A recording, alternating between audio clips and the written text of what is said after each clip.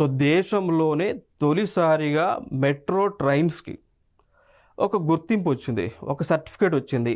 ఆ సర్టిఫికేటే IGBC platinum certificate అండి. ఓకేనా? సో ఐజీబీసీ ప్లాటినం సర్టిఫికేట్ రావడం జరిగింది. సో ఐజీబీసీ అంటే ఇక్కడ యాక్చువల్గా ఇండియన్ గ్రీన్ బిల్డింగ్ కౌన్సిల్ అంట. సో ఐజీబీసీ అనేటువంటిది ఏంటి అంటే Indian green building council.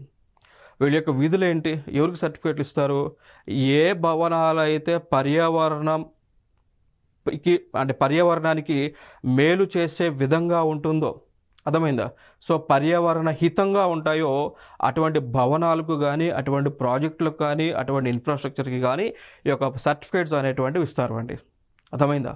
So దాంతోపాటు ఏ ఏ భవనాలు అయితే ప్రకృతి వైపరీత్యాలను తట్టుకునే విధంగా ఉంటాయో, అంటే ప్రకృతి వైపరీత్యాలు అంటే ఏంటి, జనరల్గా ఫ్లడ్స్ కానీ, అర్త్క్వేక్స్ కానీ. సాధారణంగా మనకి వచ్చేటువంటి వైపరీత్యాలు ఏమొస్తాయి? ఎక్కువగా అర్త్క్వేక్స్ వస్తూ ఉంటాయి, భూకంపాలు వస్తాయి, లేదా వర్షాలు ఎక్కువగా పడినా, తుఫాన్లు ఎక్కువగా పడినా కానీ ఫ్లడ్స్ అనేటువంటివి వస్తాయి. సో అట్లాంటివి వచ్చినప్పటికీ కూడా తట్టుకొని నిలబడగలిగేటువంటివి ఉన్నటువంటి ప్రాజెక్ట్స్కే ఈ సర్టిఫికేట్ను ఇస్తారు అండి. అర్థమైందా?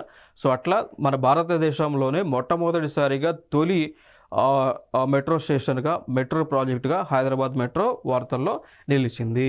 అర్థమైందా? సో మెట్రో ట్రైన్ కూడా L&T వారు నిర్మించడం జరిగింది.